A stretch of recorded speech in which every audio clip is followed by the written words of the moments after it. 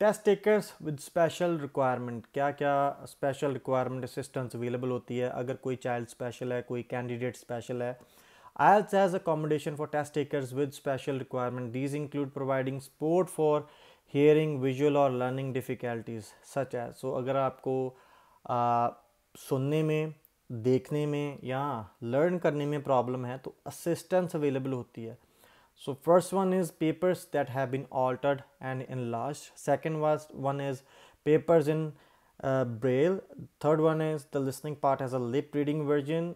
Fourth is for the listening section amplified equipment is provided. Fifth is extra time and or the use of a computer for the reading and writing section, for example for test takers with dyslexia. And the last one is assigning a scribe, someone who writes answers on behalf of a test taker. So आपके लिए जो है words large किए जा सकते हैं या change किए जा सकते हैं कि वो दिखने में आपको प्रॉब्लम ना आए। अगर आपको देखने में प्रॉब्लम है तो लिसनिंग पार्ट है जो उसका जो है अगर आप सुन नहीं सकते तो वो लिप रीडिंग का वर्जन भी आता है, तो उससे आप देख सकते हो कि क्या बोल रहा है, तो उसके साथ भी आप आंसर कर सकते हो। एम्पलीफाइड इक्विपमेंट लिसनिंग के लिए वो भी अवेलेबल होती है। एक्स्ट्रा टाइम जो है वो एक्स्ट्रा टाइम या कंप्यूटर का जो है यूज़ करने की जो है वो आपको जो परमिशन दे दी जाती है for the reading and writing section. अगर आपको प्रॉब्लम है सच एज डिसलेक्सिया है तो आपको वो जो है वो परमिशन यस कर दिया जाता है आपको। कोई आपको राइटिंग लिखने में प्रॉब्लम है ड्यू टू एनी रीज़न तो आप कोई ना कोई बंदा साथ में लेके जा सकते हो, लेकिन हाँ आपको ये सारी रिक्वायरमेंट्स उनको बतानी पड़ती है, फिर ही आपको जो है वो ड्यूरिंग द टेस्ट वो असिस्ट कर सकते हैं। So next thing is the most important IELTS study plan, and this will be the last section of module 1. So for getting a good score on the IELTS you need to take proper planning and time to get up to speed on all the types of tasks that you are likely to encounter on the IELTS. So आपको ये बात मैं elaborate करके आपको समझाता हूँ। Usually ये video जो +2 के बाद स्टूडेंट्स होते हैं ना इंडिया में या और किसी कंट्री में जहाँ आप हिंदी जहाँ पर आप हिंदी समझ सकते हो, तो आपको मैं बता देना चाहता हूँ कि आप फॉर एग्जांपल आपने इंग्लिश पढ़ी हुई है तो आपको आप बहुत कॉन्फिडेंट होंगे कि मैं दे सकता हूँ यार, ये कोई टेस्ट इतना हार्ड नहीं है। सो ठीक है, आपका जो थिंकिंग है इट्स नॉट दैट रॉन्ग, लेकिन ग्रिप बनाने में कि यार अच्छा लिसनिंग सेक्शन में क्या क्या आएगा, अच्छा राइटिंग सेक्शन में मेरे पास कितना टाइम है, क्या क्या आ सकता है, स्पीकिंग और राइटिंग क्या क्या सेक्शन है, कैसे इनको प्रिपेयर करना है, वो आपको प्लान चाहिए। वो प्रैक्टिस से हो सकता है आपके लिए। आप ऑनलाइन रिसोर्सेज पर जाएं, आप टेस्ट सेंटर्स में जाएं, जो कोचिंग सेंटर्स हैं उनमें जाके आप ले सकते हो, बुक्स वगैरह ले सकते हो। तो आपको प्रॉपर प्लानिंग चाहिए। और फॉर एग्जांपल रीडिंग में आपको टाइम मैनेज करने में और लिसनिंग में आपको कि जब जब वो लिसनिंग पार्ट आप सुन रहे हो वहाँ से लिखना होता है आपको, तो वो आप कैसे उस पर ग्रिप बनाओ ये आपको सीखना पड़ेगा।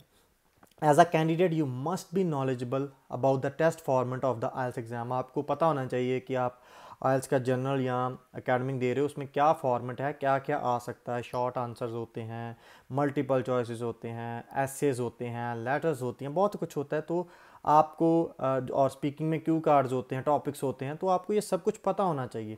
For most candidates reading needs to be a priority. Not only is reading tested in IELTS but the vocabulary is also learned most effectively through reading. 20 minutes reading in English every day will dramatically improve your IELTS score. So reading के बारे में जैसे मैं बात कर रहा था, तो रीडिंग आपको, क्योंकि रीडिंग में ऐसा होता है कि ये नहीं है कि आपकी रीडिंग अच्छी नहीं है, अच्छी होगी आपकी रीडिंग, लेकिन रीडिंग अच्छी होने के साथ साथ आपका स्पीड भी प्रॉपर चाहिए आपको, कि ऐसा ना हो कि आप एक ही पैराग्राफ में स्टक हो जाएं और आगे वाले पैराग्राफ आपसे छूट जाएं। That will be very hard. आपका बैंड स्कोर अफेक्ट करेगी वो चीज़ और आपके लिए बहुत हार्ड हो जाएगा। सो रीडिंग में पर्टिकुलरली और भी बहुत सारे सेक्शंस होते हैं। एक कैंडिडेट को हो सकता है कि सेक्शंस इजी लगें, एक कैंडिडेट को हो सकता है कि हार्ड लगें। सो इट्स वाइस वर्सा, और हर एक की एबिलिटी अपनी अपनी होती है। कई लोगों को सारे सेक्शंस बहुत इजी लगते हैं, कई लोगों को सारे सेक्शन बहुत हार्ड लगते हैं, किसी को एक लगता है, दो लगता है।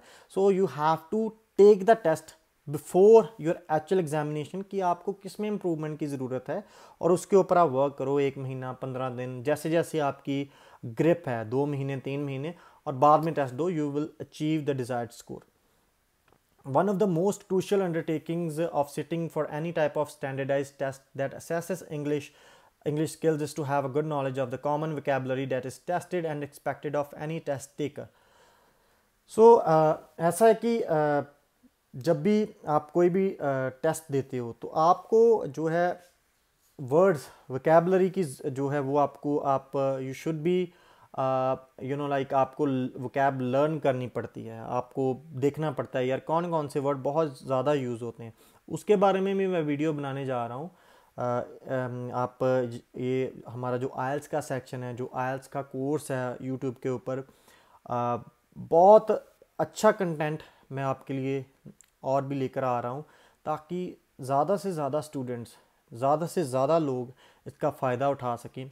एंड ऑल्सो अगर आपको कोई भी कमी लगती है, अगर आपको कोई भी जो है ड्रॉबैक लगता है, तो काइंडली आप कमेंट सेक्शन में अच्छी लैंग्वेज में हमें बताएं. We will try to improve it. We will try कि वो सारी चीज़ें जो हैं वो इम्प्रूव हो सके और आपको एक बेटर एक्सपीरियंस नेक्स्ट वीडियो में मिले. And also it's a good idea to take the IELTS as soon as you can. This lets you see what your level is. You may be pleasantly surprised and discover you only need to work on one skill for your real test, but it's more likely you will be shocked and panic. You may also need to buy some more books perhaps for grammar or vocabulary. There are plenty to choose from. So basically इसका मतलब क्या है कि आपको test जल्दी से जल्दी ले लेना चाहिए, क्योंकि कई बार क्या होता है पिक्चर माइंड में कुछ और होती है और जब एक्चुअल में आप जाते हो तो कई बार तो मैच कर जाती है, लेकिन कई बार आप बहुत शॉक हो सकते हो, यार ये तो मैंने देखा नहीं था, ये तो मेरे को पता नहीं था, ये तो अभी मेरे को पता लगा है. और आप वोकेबलरी के लिए, प्रैक्टिस के लिए, ग्रामर के लिए और बुक्स भी बाय कर सकते हैं. बहुत सारी रिसोर्सेज हैं ऑनलाइन, मैं आपको बता सकता हूँ, डिस्क्रिप्शन में आपके लिए जो है वो उसकी इन्फॉर्मेशन डाल दूंगा. ऑल्सो जो है हमारी टीम बहुत हार्ड वर्क कर रही है कि सारा कुछ आपके लिए और अच्छे प्लेटफॉर्म्स पर हम लेकर आएँ. हो सकता है आने वाले दिनों में हम आपके लिए और बहुत सारी क्रिएटिव चीज़ें आज को लेकर करें. सो उसके लिए चैनल ज़रूर सब्सक्राइब कीजिए, सोशल मीडिया चैनल्स पर ज़रूर फॉलो कीजिए, वो भी लिंक दिया होगा. जो है आप हमारे ईमेल को ज़रूर सब्सक्राइब कर लीजिए, न्यूज़लेटर रिगार्डिंग कनाडा इमिग्रेशन, और ऐसी इन्फॉर्मेशन जो है वो आपके लिए हम रेगुलर डे पर लेके आते हैं. So next videos will be on module 2, that is IELTS test format, listening, reading, writing, speaking. उसके बारे में आपको टिप्स ट्रिक्स बताएंगे, सेक्शन एलैबोरेट करेंगे. So kindly subscribe our channel and push notifications button on for more videos. Thank you so much.